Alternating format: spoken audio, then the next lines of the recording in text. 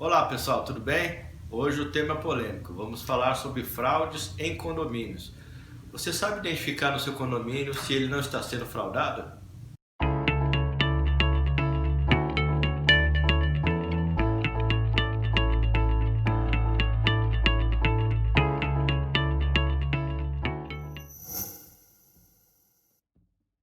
Pessoal, hoje nós vamos dividir o vídeo em duas partes por ser um tema bastante abrangente e para os vídeos não ficarem muito extensos, né?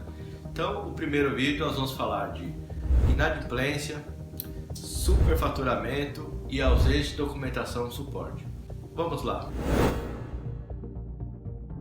Inadimplência é um assunto bastante recorrente nos condomínios. Você tem problemas de inadimplência muito alta, geralmente porque realmente está alta, e às vezes é porque não existe o controle devido na sua inadimplência. Quais são os controles que deveriam ser devidos?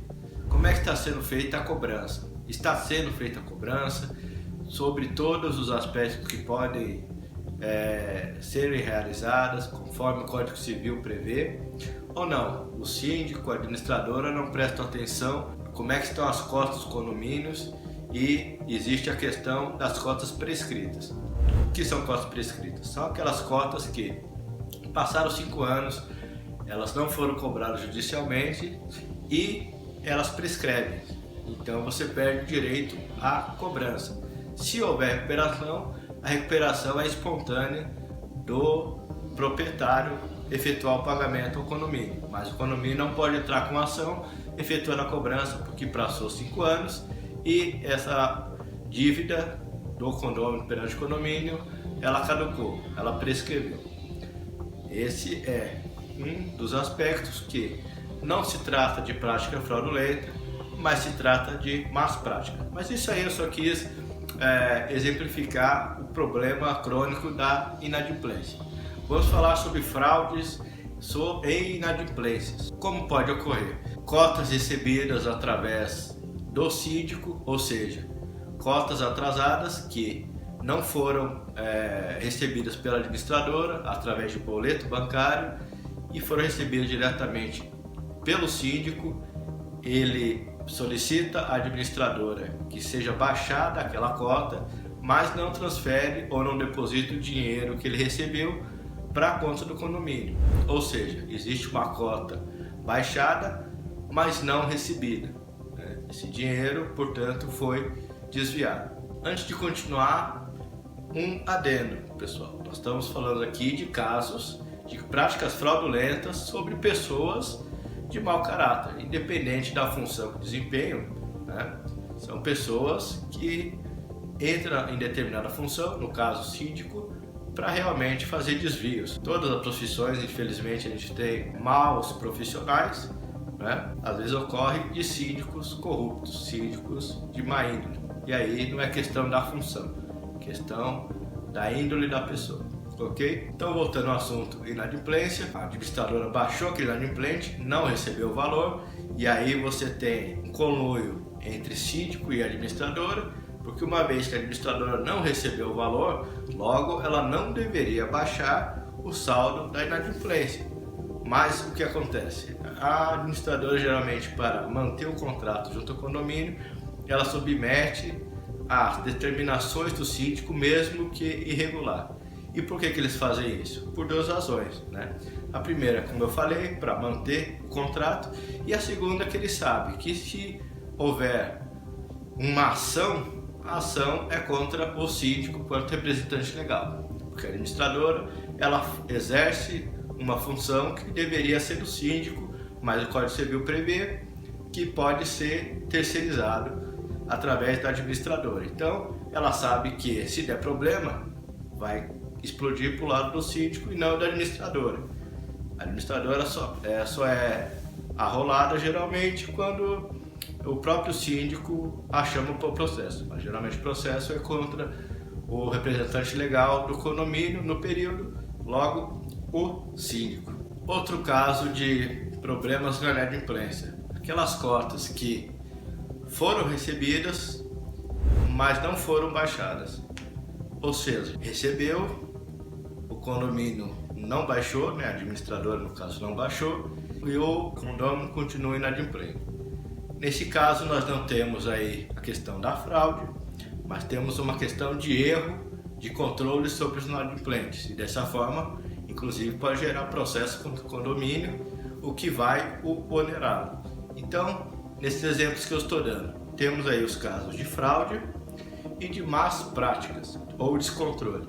Qual que é a diferença entre um e outro? Fraude é aquilo que o agente fraudador faz de propósito, né? O propósito de se beneficiar. E más práticas, às vezes ele faz por falta de conhecimento ou imperícia.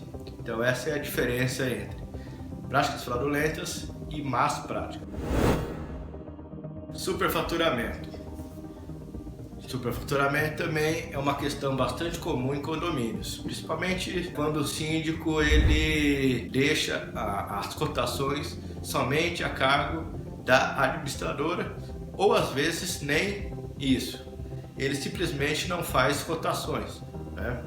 A lei não prevê o uso de cotações, então ele entende que não é obrigado a fazer, mas isso corresponde a boas práticas de gestão, ou seja, fazer as cotações traz lisura ao processo de utilização dos recursos condominiais perante os próprios condôminos. O que deve ser avaliado na cotação?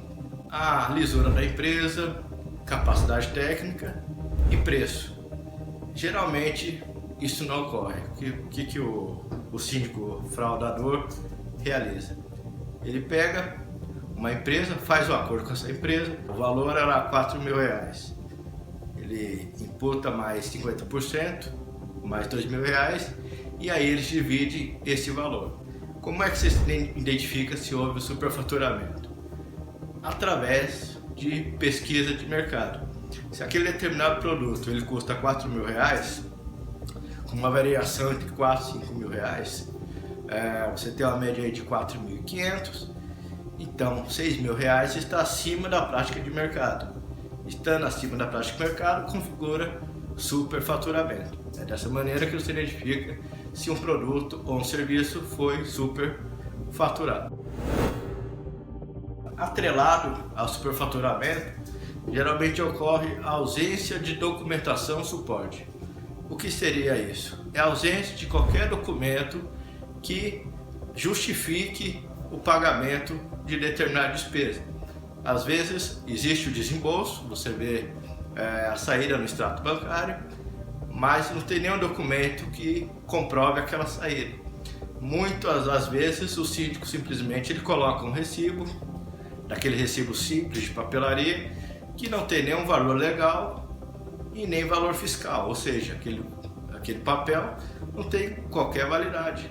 Se for uma empresa que emitiu o serviço, que realizou o serviço, ela deve emitir nota fiscal.